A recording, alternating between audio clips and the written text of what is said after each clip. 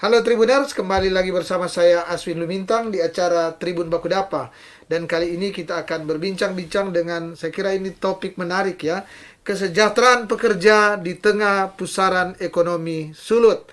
Dan untuk perbincangan ini saya sudah bersama dengan seorang narasumber, yaitu Bung Glendi Lumingkewas SHMH. Siapa dia? Nah, tentu seperti biasa saya akan memberikan waktu kepada Bung Glendy untuk memperkenalkan diri sebelum saya ajak bincang-bincang. Silakan. Baik, Ya. terima kasih Bung Aswin dan selamat sore untuk para pendengar maupun yang lagi menonton di YouTube-nya Tribun Bakudapa. Ya. Sebelumnya terima kasih untuk undangan dan kami dari Konfederasi Serikat Pekerja Nasional. Kebetulan saya sebagai sekretaris Konfederasi Serikat Pekerja Nasional Sulawesi Utara. Nama saya Glenn Lumingkewas. Kesehariannya adalah seorang lawyer. Mungkin itu, Bung Asmi. Ya. Dan Tribuners, demikian perkenalan singkat ya dari Bung Glenn. Jadi saya kira sudah cukup untuk mengetahui kapasitas dari narasumber kita pada saat ini. Dan saya akan langsung ngajak ke Bung Glenn untuk kita bincang-bincang ya terkait dengan kesejahteraan pekerja di Sulawesi Utara, tentu di pasca new normal ini. Ya. Jadi di saat situasi saya kira sudah mulai menggeliat secara ekonomi ya, banyak sekali UMKM yang sudah hidup kembali, yang sudah ini ada mungkin perusahaan-perusahaan sudah buka ya, ini yang besar maupun yang kecil lah. Sekarang ada persoalan tentu ya, gimana dengan kesejahteraan daripada pekerja, gimana hak-hak daripada pekerja ya. Mungkin ada dilema ya, Bung. Iya, betul. Bung Glendi, misalnya pengusaha bilang kita baru ini bernafas ini baru ini, tapi di sisi lain tentu hak-hak daripada pekerja tetap juga harus diberikan, harus diperhatikan oleh para pengusaha atau pemberi kerja. Sekarang saya ingin bertanya, gimana, mungkin boleh dijelaskan dulu gimana posisi ideal ya, tentu posisi ideal ketika seorang pekerja bekerja di satu usaha. Nah, gimana? Baik, terima kasih Bung Aswin dan Tribuners.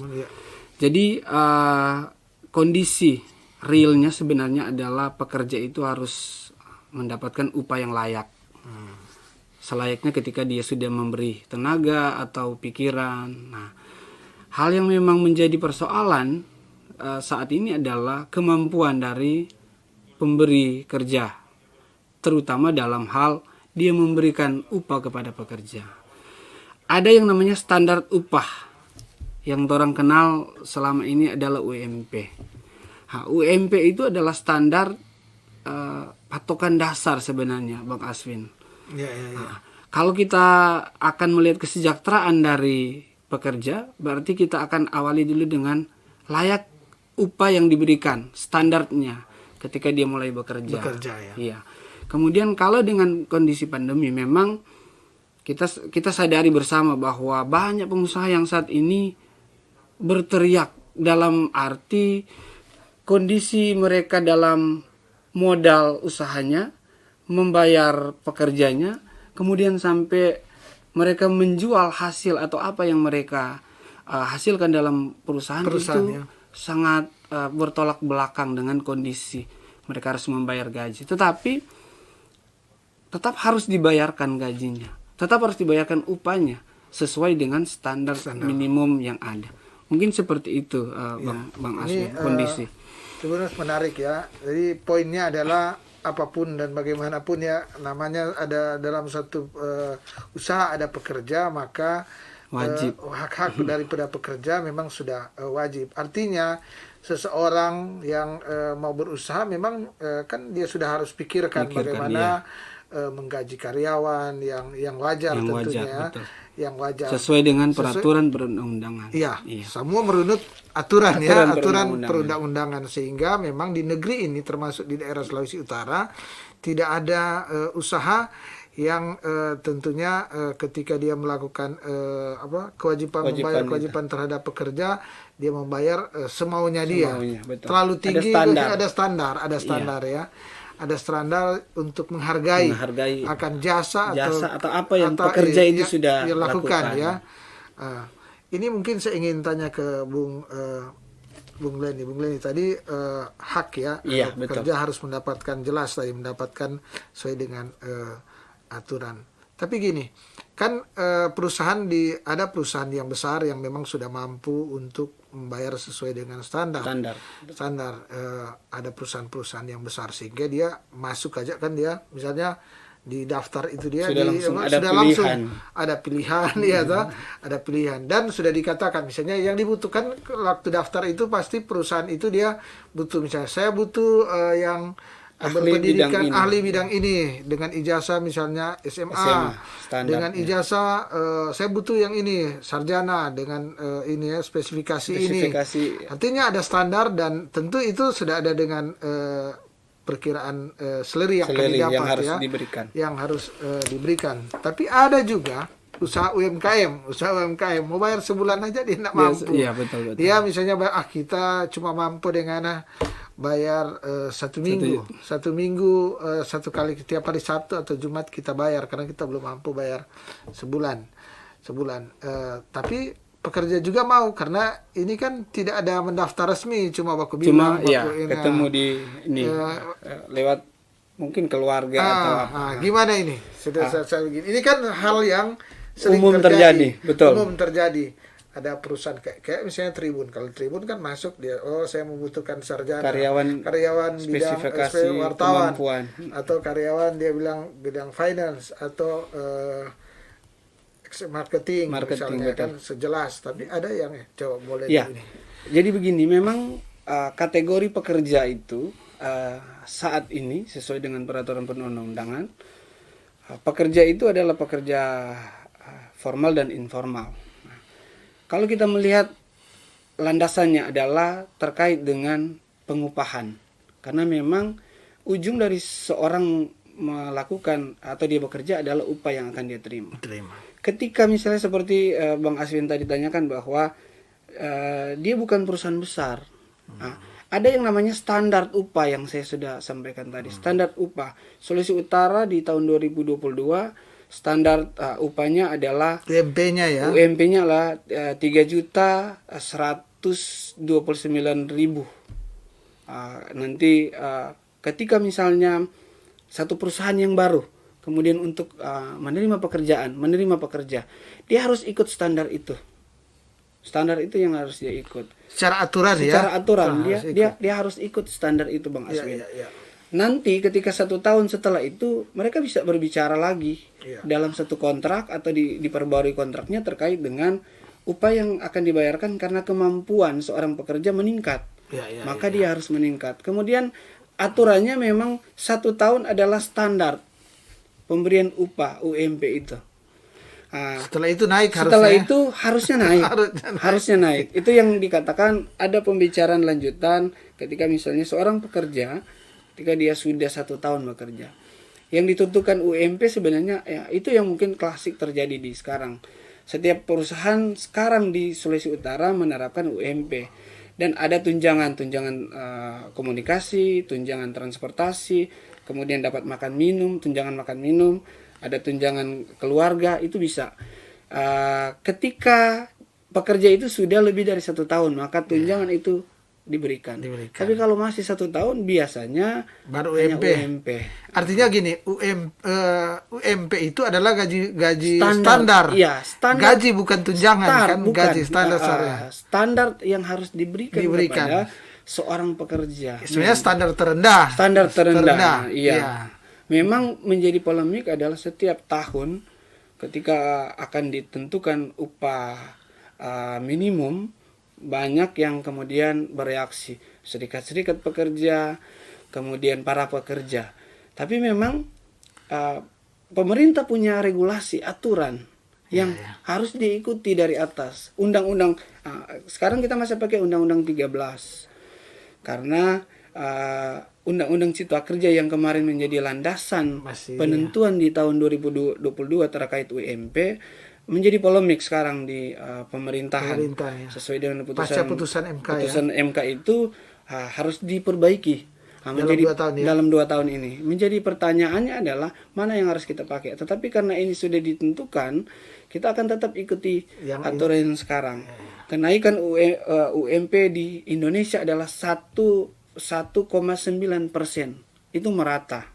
Nah, itu yang memang harus pekerja sadari dan pengusaha juga, Bang Aswin. Sebenarnya bukan hanya pekerja yang harus tahu. Kami menyadari, kami dari Serikat Pekerja yang kami memperjuangkan hak pekerja, tetapi kami juga melihat kondisi ekonomi yang berkembang saat ini.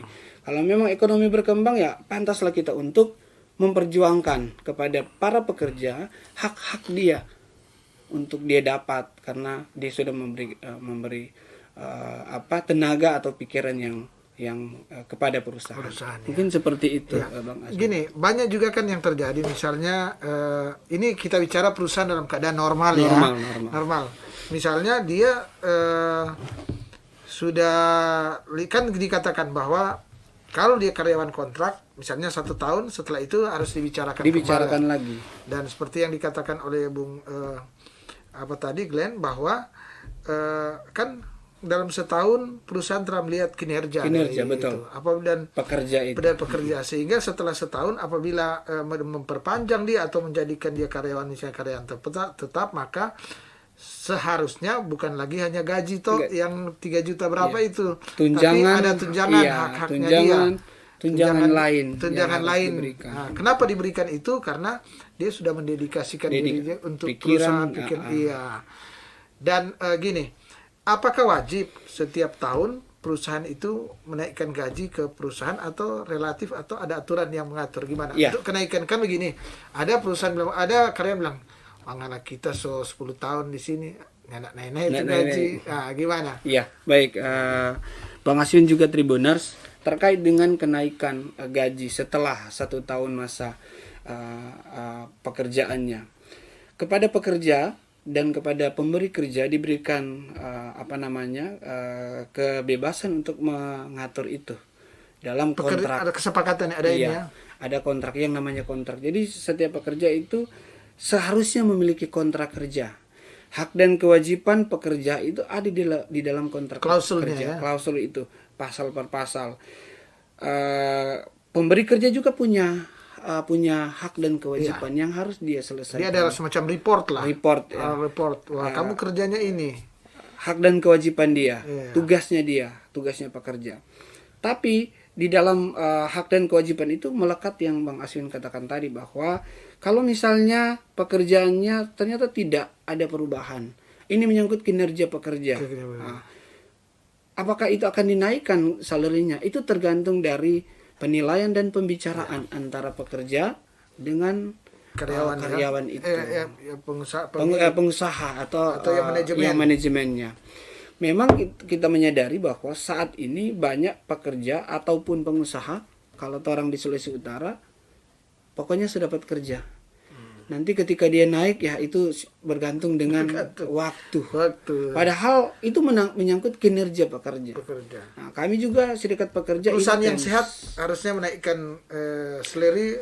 Perusahaan yang sehat seharusnya memberikan kesejahteraan kepada pekerja. Memang kesejahteraan yang dimaksud sini kalau misalnya relatif sekali, Bang Aswin, terkait dengan kemampuan perusahaan.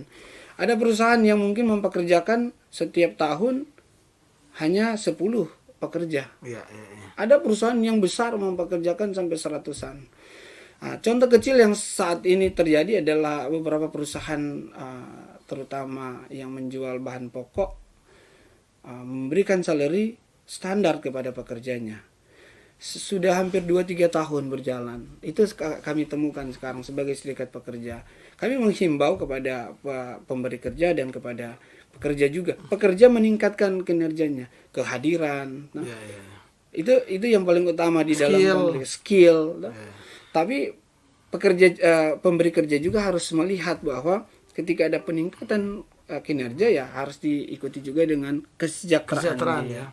Minimal ya standarnya kita harus aturannya adalah BPJS Ketenagakerjaan kepada pekerja itu wajib diberikan. Kan saya kira gini, memang di perusahaan itu ada aturan-aturan masing-masing. Ya, Diberikan ke peraturan perusahaan. Peraturan perusahaan. Tapi kan peraturan perusahaan itu harus mengacu dengan Aturan yang lebih aturan tinggi. yang lebih tinggi ke aturan yang diberikan oleh Diberikan Disnaker, oleh yang mungkin menteri dari Disnaker Peraturan atau pemerintah, atau turunannya, undang-undang atau atau undang-undang. undang-undang. Gimana itu? Ya.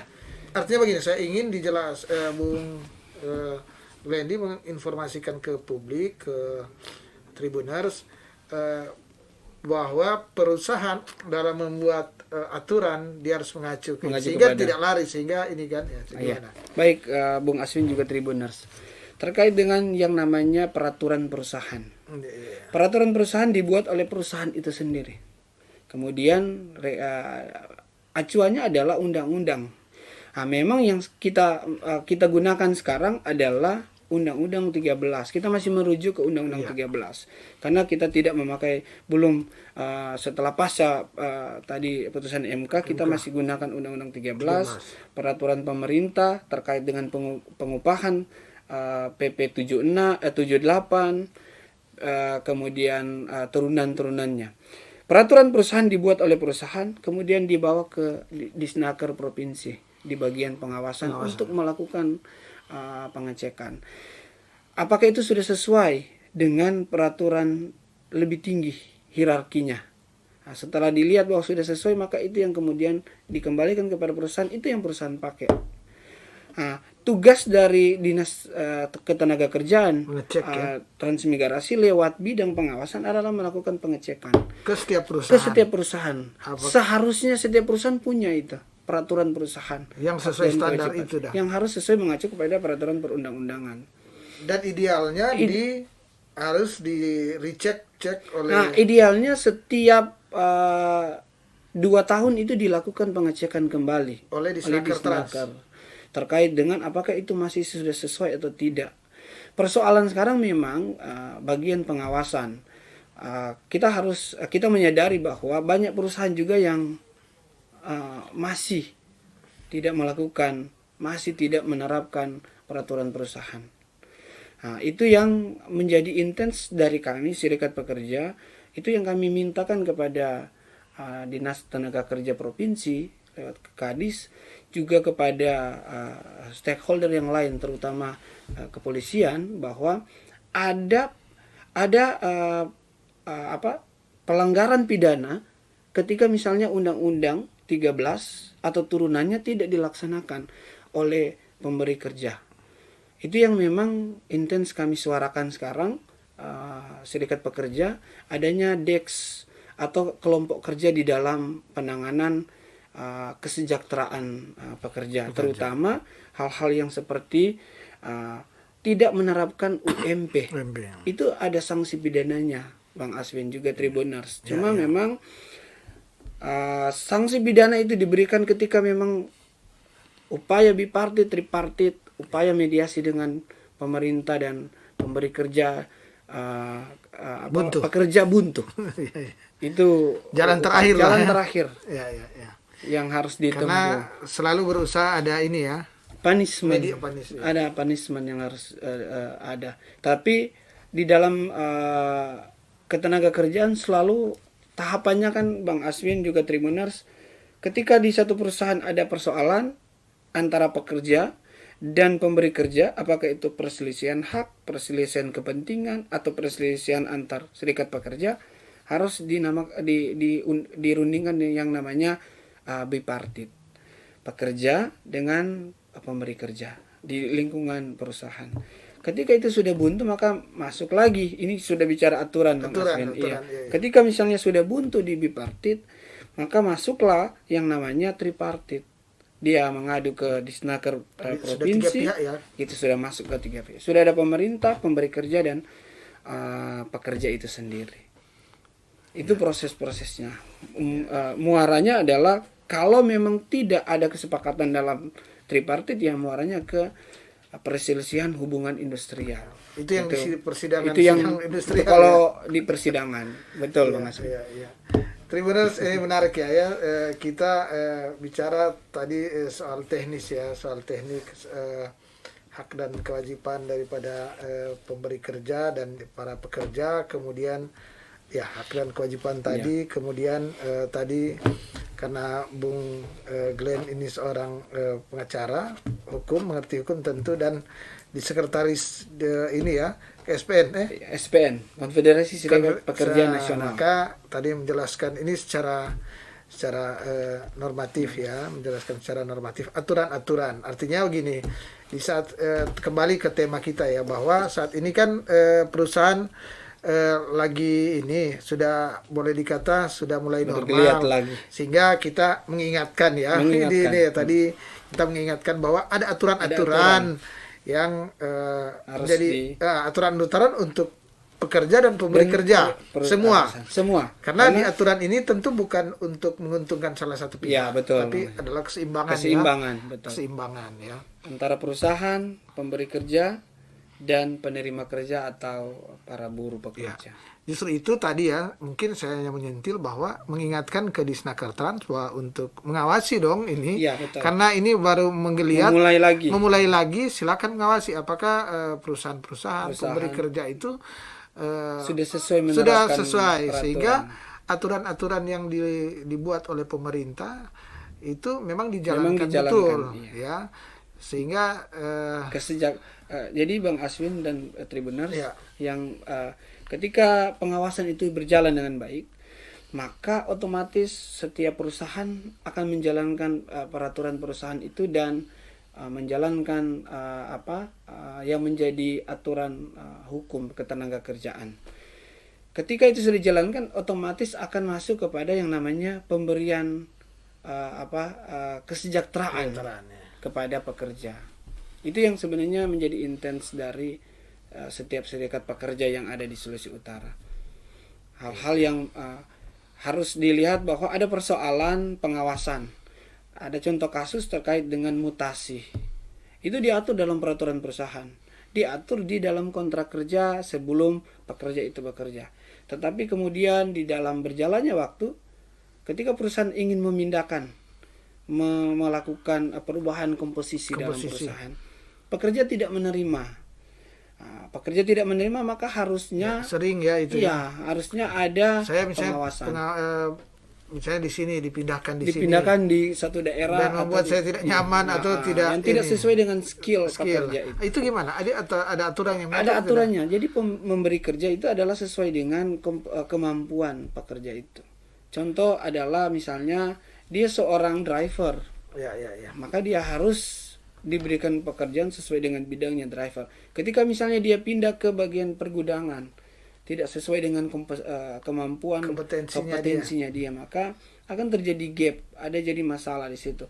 Dia tidak akan bekerja dengan baik, optimalnya tidak akan melakukan pekerjaan dengan baik, tidak optimal, sampai kemudian pada bisa dia tidak masuk bekerja. Hal-hal itu yang kemudian sering ya. Ada kasus yang kami sementara tangani serikat pekerja tidak mau dipindahkan. Memang catatan kami adalah kami juga mengingatkan kepada pekerja, kepada anggota kami bahwa peraturan perusahaan sudah dibuat, itu harus ditaati. Tapi kemudian kami juga meminta kepada perusahaan adalah menjalankan sesuai dengan peraturan perusahaan dan sesuai dengan kontrak yang sudah ditandatangan dari awal. Itu yang banyak yang hal-hal yang terjadi di lapangan saat ini, Bang Asyik. Ini menarik ya. Ini boleh dikata antara aturan dan subjektivitas ya ini ya. Karena gini, kan ada di satu perusahaan misalnya itu sering terjadi misalnya ada ketidakpuasan dari pekerja karena misalnya dikatakan tadi bahwa pekerja misalnya dia seperti dikatakan tadi dia sopir, keahliannya adalah nyetir, kemudian dikasih ke bagian pergudangan, jelas dia merasa secara psikologis dia merasa kecewa. Dia merasa kecewa tidak sesuai dengan skillnya dia. Atau gini, jadi ada di satu kan di perusahaan itu kadang-kala mungkin pimpinan ada suka tidak suka terhadap suka, sehingga mungkin didesain karyawan satu ini misalnya didesain supaya dia keluar dan supaya dia keluar dan tidak membayar pesangon, maka dikasih di tempat yang dia tidak sukai atau sudah tidak sesuai dengan kompetensinya, sehingga membuat dia ini kan subjektivitas. Ya, betul, itu apa terkejar dengan aturan tidak itu? Karena kan ini sulit, artinya mungkin saya anggota buruh. Saya itu aturannya di mana ini? Padahal secara mau dibuktikan itu kan boleh dikata areal abu-abu. Areal abu-abu, tapi bisa terasa oleh karyawan dan itu sering terjadi di perusahaan kecil maupun besar. Gimana? Ya, baik Bung Aswi dan Tribuners. Hal yang biasa terjadi saat ini pekerja dan pengusaha itu perselisihan kepentingan. Ada ya yang begitu. Namanya itu ya, perselisihan kepentingan.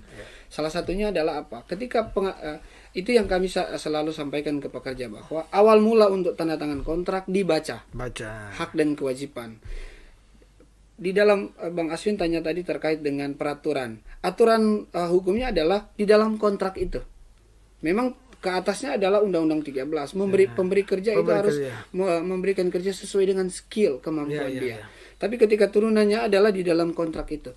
Di dalam kontrak itu sudah dituliskan jelas sebenarnya tugasnya apa. Kemudian nanti ada pasal lanjutan adalah misalnya siap ditempatkan di mana saja, tetapi mungkin pada bidangnya atau tidak diatur. Maka itu yang harus dipertanyakan di awal kontrak. Di awal kontrak ya. Awal kontrak itu harus dipertanyakan. Jadi pemberi kerja dan pekerja tidak dalam posisi lemah betul. Di akhir. Saya sedikit informasi Bang Aswin. Sekarang kami sementara menangani juga perkara itu. Dia tidak mau dipindahkan. Mirip seperti yang analogi kita tadi, bahwa dia tidak mau dipindahkan, kemudian dipindahkan sampai dia berhenti sendiri, pesangonnya tidak diberikan.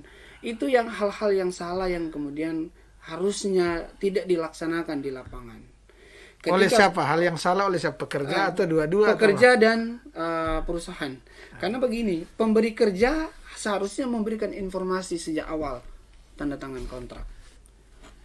Ketika dia sudah bekerja, maka dia sudah tahu rule aturannya di dalam perusahaan. Ada standar yang dia sudah tahu, sama-sama tahu. Jadi enak. Tahu di dalam kontrak itu. Saya mengerucutnya ke kontrak karena kalau kita bahas undang-undang 13 panjang panjang ceritanya. Tetapi di dalam kontrak, setiap kontrak itu ada hak dan kewajiban, dia tugasnya di mana.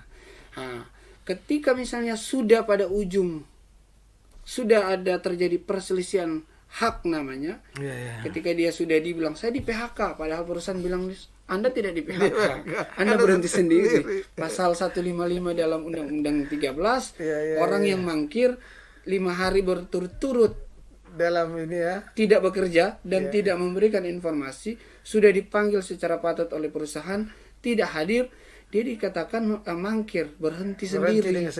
Nah, itu yang banyak terjadi, tidak dapat pesangon. Itu yang banyak pekerja juga tidak menyadari. Nah, fungsi kami Serikat Pekerja adalah sebenarnya Bang Aswin dan Tribuners, juga para pekerja, teman-teman pekerja, bahwa Serikat Pekerja itu adalah sarana atau media organisasi mediasi dulu untuk melaporkan, mengadukan. Jadi dari Serikat Pekerja ini yang kemudian melakukan upaya bipartit dengan perusahaan.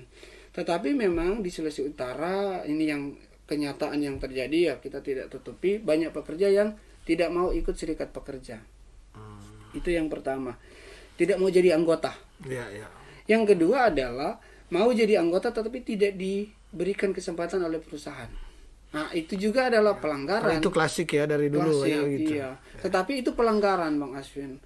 Jadi harusnya perusahaan memberikan kesempatan sebesar-besarnya kepada pekerja untuk memilih masuk dalam satu organisasi serikat. Bahkan di satu perusahaan sebenarnya bisa ada satu federasi kan. Iya, harus ada federasi untuk dia terlibat di dalam organisasi itu. Ujung dari ketika tidak ada dia seorang pekerja tidak ikut dalam satu organisasi federasi, dia akan berjalan sendiri ketika dia bermasalah, baik kepentingan hak, kepentingan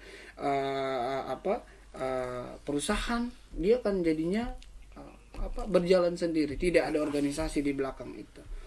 Itu yang jadi persoalan juga sekarang di pekerja ya. Jadi memang disarankan ya bahwa lewat bincang-bincang ini sebaiknya ada ikut ini ya, dengan satu serikat pekerja sehingga dia mendapat juga edukasi terkait dengan Undang-Undang Edukasi. 13 hak dan kewajiban dia. Dan perusahaan juga jangan takut karena ini sebenarnya Betul. mengedukasi ini ya, bukan Iya, untuk memprovokasi Perusahaan juga sebenarnya jangan jangan alergi dengan itu, dengan serikat kerja ya. Karena sebenarnya ketika ada serikat pekerja, perusahaan lebih gampang untuk melakukan upaya bipartit ketika ada masalah dalam perusahaan. Ataupun misalnya di setiap tahun yang penentuan UMP itu ada serikat pekerja, maka akan ada informasi, saling memberikan informasi antara pemberi kerja, penerima kerja maupun serikat pekerja. Sebenarnya itu yang harusnya diterapkan perusahaan-perusahaan yang ada di Sulawesi Utara. Ya, Tribuner, saya kira menarik ya karena tadi berbicara sangat teknis sebenarnya ya. Ya betul. Sangat teknis ya. Sangat teknis di satu perusahaan. Tapi kenapa saya ajak, karena ini hal-hal teknis begini kadangkala di perusahaan ini memang klasik, sering terjadi. Betul. Sering terjadi. Kurangnya ya. informasi ya. Pekerja terhadap hak-haknya dia. Dan dia sudah kerja sekian lama. Kemudian baru menyadari bahwa di akhir ini hak saya gini dipertanyakan. Tapi Bang Aswin juga Tribuners, hak pekerja itu selain yang, kalau kita bicara kesejahteraan berarti kita bicara tentang upahnya, tunjangannya, tetapi hak yang juga jadi penting terhadap pekerja adalah hak untuk mendapat informasi, keterbukaan.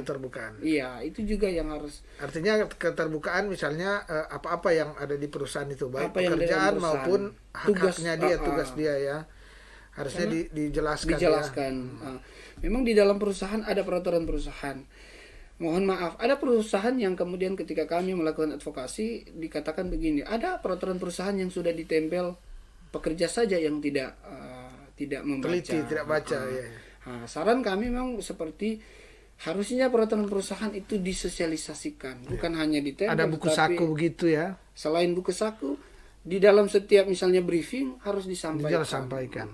Terkait hak dan kewajiban. Mungkin per 6 bulan, per 3 bulan, per 1 tahun ada ya. Bisa seperti itu, 3, 6 atau 1 tahun itu dijelaskan agar supaya perintah undang-undang adalah jangan ada pemutusan hubungan kerja. Undang-Undang 13 memerintahkan jangan ada pemutusan hubungan kerja. Pemutusan hubungan kerja adalah hal paling terakhir yang diambil oleh baik perusahaan atau penerima kerja. Tetapi dimintakan adalah jangan ada pemutusan hubungan kerja. Justru itu tahapan bipartit, tripartit diterapkan agar supaya jangan sampai ada pemutusan hubungan kerja. Karena artinya ada dialog, diarahkan ya memang. Iya. Sampai 2 kali. Bipartit dan tripartit itu adalah upaya pemerintah lewat aturan perundang-undangan untuk menahan jangan sampai ada yang namanya pemutusan hubungan kerja. Tetapi ketika misalnya sudah tidak bertemu di dalam bipartit, maka ujungnya adalah yang tadi perselisihan hubungan industrial harus disidangkan ya. Iya, memang harus dibuka secara material dalam hukum itu. Jadi dibedah ya yang menjadi ini ya. Apakah benar pekerja tidak bekerja? Apakah betul ada peraturan perusahaan? Memang itu semua dalam tahapan pembuktian sampai kemudian tahapan pemeriksaan saksi. Itu jadi panjang sekali. Panjang sekali ya. Betul banget. Dan itu ada tingkatan-tingkatan mungkin ya? Atau ada tingkatan. Ketika misalnya tingkat pertama di pengadilan hubungan industrial di pengadilan negeri diputus, kemudian ada pihak yang kemudian tidak menerima atau keberatan, ada upaya yang namanya kasasi. Jadi tidak ada banding lagi. Langsung kasasi. Upayanya langsung kasasi, upaya hukum. Jadi memang kami juga serikat pekerja, walaupun kami punya LBH serikat pekerja, tetapi kami juga meminta untuk janganlah sampai ke pengadilan. Kenapa? Ya. Karena kalau bisa pekerja itu bekerja lagi, kan itu menyangkut kehidupan dia dan orang yang mungkin dia sudah berkeluarga atau betul. Itu kan kalau misalnya dia sisi humanis ya harus diperhatikan ya. Karena berperkara itu lama. Memang Memakan waktu, memakan anggaran, ada biaya. Tetapi sekedar informasi aja kepada Tribuners, kepada masyarakat bahwa di dalam perselisihan hubungan industrial di bawah 150 juta yang diselisihkan itu tidak dipungut biaya di pengadilan. Itu yang apa namanya, yang di bawah 150 juta artinya sengketa ya pesangonnya Iya. kan. Mungkin bisa dijelaskan untuk mendapatkan apabila terjadi PHK, pemutusan hubungan kerja, pesangon yang diterima gimana? Iya. Boleh dijelaskan ke Tribuners? Baik, Bung Aswin dan Tribuners, terkait dengan kita bicara sudah di PHK, upaya bipartit tripartit sudah tidak bisa dilaksanakan, pesangon atau upaya perselisihan hubungan industrial sudah diambil. Perhitungan pesangon, hitungannya Undang-Undang 13, pesangon itu diberikan satu tahun kerja 1 bulan upah. Maka dihitung berlanjut. Artinya gaji selama setahun kerja, Iya. dan sebulan upah. Jadi ketika pekerja itu sudah bekerja 1 tahun, Iya. Oh, pesangon yang diberikan kepada dia adalah 1 bulan upah. 1 bulan upah. Akan Yang sudah kerja bertingkat 1 lagi. tahun ya. 6 tahun bekerja 5 bulan upah. 9 tahun bekerja 7 bulan upah. Itu rumus perhitungannya. Ada dalam Undang-Undang 13. Kemudian terkait dengan ketika perusahaan itu merger atau dia jual atau dia pindah tangan ya. Kemudian pekerja itu tidak dipekerjakan lagi, itu dikali 2 Bang Aswin. Jadi Tribuners, dikali 2 maksudnya adalah upahnya misalnya 9 bulan gaji, 9 tahun kerja, 7 bulan gaji, 7 bulan itu dikali 2. Tetapi ada syarat-syaratnya pasal 1, 53, 54 dalam Undang-Undang 13. Itu perhitungannya. Ketika misalnya perusahaan itu merger, atau berbeda pula dengan ketika perusahaan itu dikatakan pilot. Maka kewajiban dia adalah hanya membayar pesangon. Ketika misalnya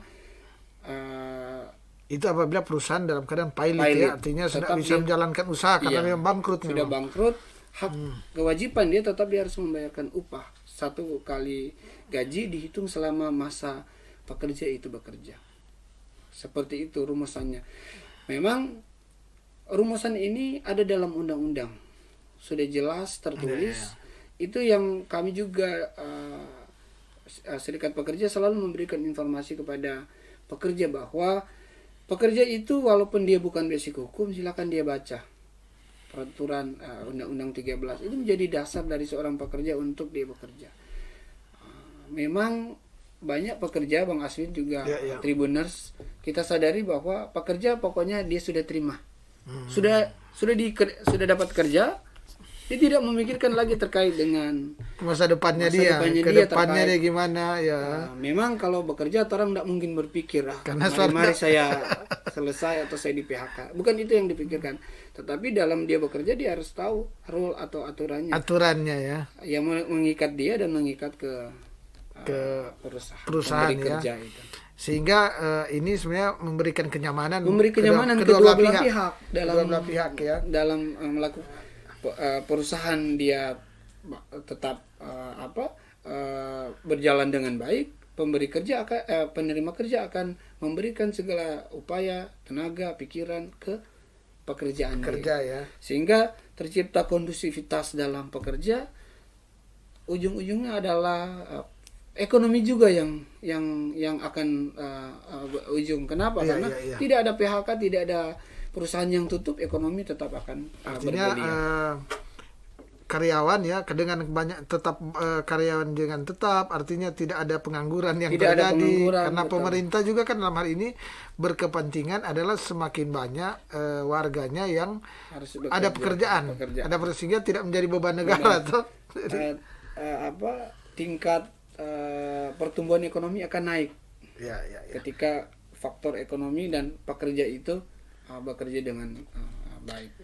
terakhir ya, mungkin karena kita dibatasi waktu, Bung Glenn, saya ingin bertanya, di saat ini kan dikatakan ekonomi lagi menggeliat pasca ini ya, apakah banyak perselisihan atau sengketa yang terjadi saat ini?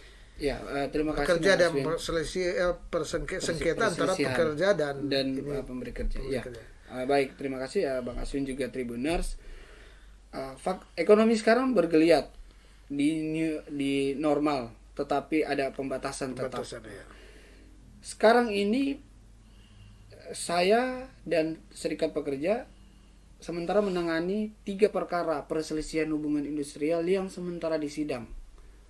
Kemudian kalau sepengetahuan saya, ini informasi aja, yang sekarang nomor berperkara di pengadilan sudah 7 kasus perselisihan hubungan industrial di tahun ini.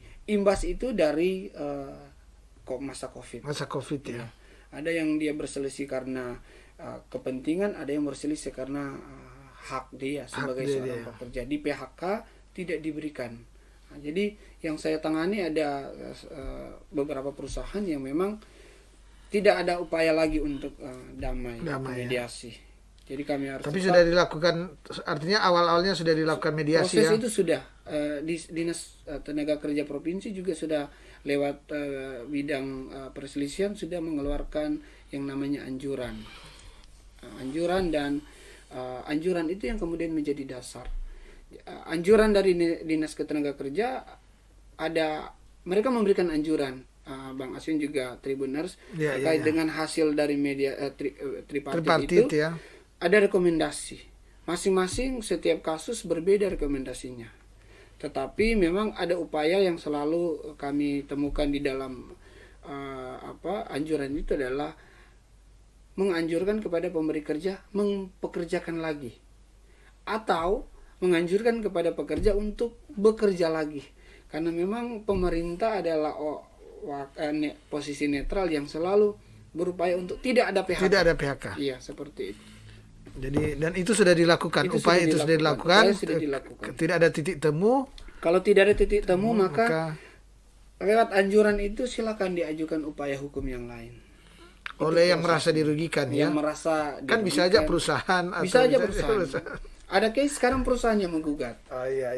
Betul. Dulunya kan Bang Aswin selalu terlihat bahwa pekerja yang akan menggugat. Biasanya seperti itu karena dia menuntut hak. Tapi ada juga yang sekarang kasus yang sekarang di Peradilan Hubungan Industrial Pengadilan Negeri Manado, perusahaan yang menggugat. Itu diberikan kepada siapa saja. Kalau perusahaan merasa bahwa saya yang rugi dengan kondisi ini, ada ketidakadilan yang terjadi, betul. Ya, artinya ini bahwa seperti dikatakan bahwa ini sebenarnya kan potensi terjadi konflik kasus itu ke semua ya. Ke semua. Bukan cuma pekerja tapi juga kepada pemberi kerja. Betul. Sehingga tentu yang dari tadi ya pembicaraan kita di warning bahwa ada keseimbangan dan ada selalu ada komunikasi ya betul. Antara pemberi kerja dan pekerja. Ya. Itu yang harus dibangun. Para pemberi kerja juga, para pengusaha, kan kita tahu bahwa pengusaha itu dia memikirkan banyak sekali ya. Tetapi terhadap hak-hak juga pekerja, menyangkut kesejahteraan dia ya tetap harus diperhatikan ya. Karena memang peraturan undang-undang yang kemudian memerintahkan itu. Ya. Tinggal implementasinya. Terakhir Bang Aswin, ada yang namanya sanksi pidana kepada pemberi kerja ketika dia tidak menjalankan kewajiban. Contohnya adalah ketika tidak menjalankan upah, tidak memberikan upah sesuai dengan UMP, upah minimum standar tadi yang kita buka perbincangkan di tengah tadi. Pengusaha ada ancaman pidananya. Karena itu sebagai pemberi kerja, sebagai pengusaha ya wajib juga melihat itu bahwa ketika tidak memberikan upah minimum kepada pemberi kerja, kepada penerima kerja, maka ada sanksi pidananya. Tetapi memang tidak semerta-merta langsung disanksi. Ada tahapannya. Ada tahapannya. Tapi itu tetap ada, itu diatur dalam peraturan perundang-undangan. Perundang-undangan ya. Betul, Bang. Ya. Dan Tribuners tentu ini menarik ya, karena ini sudah soal pekerja, bagaimana teknis bekerja, kemudian ketika ada yang tidak nyaman, merasa diperlakukan tidak adil, merasa dirugikan. Nah, tadi sudah kita perbincangkan ya. Kenapa kita perbincangkan ini? Karena kita berpendapat bahwa di era Covid ini semua lagi menggeliat. Mungkin ada perusahaan yang kemarin sempat merumahkan pekerja, saat ini lagi ini ya. Mungkin ada aturan-aturan yang disepakati baru, maka sangat cocok lah kita ya bincang-bincang ini. Ada perusahaan-perusahaan yang kemarin tidak terima karyawan baru, sekarang lagi terima mungkin ya lagi, sehingga hanya mengingatkan kedua belah pihak ya, bahwa di negara kita ada rule yang harus kita taati bersama ya, baik sebagai pekerja maupun para pengusaha. Dan tentu di bincang-bincang ini sebenarnya maksudnya adalah menginformasikan, mencerahkan para Tribuners ya, sehingga sebenarnya kan kebanyakan sudah tahu ya, tapi ya namanya manusia, ketika kita mengingatkan lagi, oh iya ternyata ada aturan ya, ada aturan. Dan mungkin gimana, saya ingin gimana untuk menjadi, apabila ada karyawan atau pekerja yang ingin menjadi anggota di organisasi buruh. Baik, Bang Aswin juga Tribuners, juga rekan-rekan pekerja yang mungkin saat ini mendengarkan acara ini, untuk menjadi anggota di dalam peraturan perundang-undangan, dia minimal 10 orang di dalam satu tempat kerjanya. Perusahaan, dia mendaftarkan diri kepada serikat pekerja. Kebetulan saat ini yang organisasi yang saya pegang adalah Konfederasi Serikat Pekerja Nasional, KSPN. Kami sudah punya sekretariat di Jalan Maengket. Kami juga sudah punya Facebook yang bisa diakses oleh teman-teman pekerja. Dan syaratnya adalah 10 orang tadi, kemudian menyertakan fotokopi KTP dan menyertakan pas foto. Karena imbasnya nanti adalah ketika pekerja itu bermasalah, maka kami akan memberikan, serikat pekerja akan memberikan edukasi ya, perlindungan kepada pekerja itu sendiri. Ya. Dan Tribuners, tentu banyak hal yang kita ingin ketahui, tapi waktu juga yang membatasi akan bincang-bincang ini ya. Tapi paling tidak sekali lagi ini sudah mengingatkan kita semua terkait hak-hak pekerja maupun pemberi kerja. Dan tentu seperti biasa, sebelum saya menutup akan acara bincang-bincang ini, saya berikan kesempatan kepada Bung Glenn untuk memberikan closing statement berupa saran atau apa saja. Baik, terima kasih Bang Aswin juga para pendengar Tribuners. Closing statement kami sebagai serikat pekerja, yang pertama adalah kepada teman-teman pekerja untuk tetap bekerja, memperhatikan peraturan perusahaan yang ada dalam perusahaan Anda. Kemudian kepada pemberi kerja untuk tetap menjaga agar supaya pekerja itu tetap bekerja dengan baik, dengan memberikan upah yang layak sesuai dengan peraturan perundang-undangan. Dan yang ketiga adalah kepada Dinas Tenaga Kerja Provinsi Sulawesi Utara. Kami mengapresiasi kinerja dari Kepala Dinas, juga Gubernur Sulawesi Utara dan Wakil Gubernur, tetapi juga terhadap bidang pengawasan ada hal yang kami ingatkan lagi, bahwa persoalan peraturan perusahaan yang saat ini harus diperbarui lagi, harus dilihat lagi, dan kami minta peraturan perusahaan lewat Dinas Tenaga Kerja bidang pengawasan untuk mengawasi lagi. Mungkin itu dari kami statement closingnya, Bang. Ya, dan demikianlah bincang-bincang kita terkait dengan kesejahteraan pekerja di tengah pusaran ekonomi Sulawesi Utara. Dan tentunya saya Aswin Lumintang dari Tribun Bokudapa mengucapkan terima kasih kepada narasumber, yaitu Bung Lendi Lumingkewas SH MH, yang merupakan Sekretaris Konfederasi Serikat Pekerja Nasional atau KSPN Sulut, yang sudah menerima undangan kami untuk bincang-bincang di acara Tribun Bokudapa. lagi Terima kasih Abang Aswin juga Ya. Tribuners. Dan saya juga mengucapkan terima kasih kepada para Tribuners yang sampai saat ini masih setia menyaksikan akan acara Tribun Bakudapa. Dan kita akan bertemu lagi pada besok hari tentu dengan tema perbincangan yang berbeda. Mata lokal menjangkau Indonesia.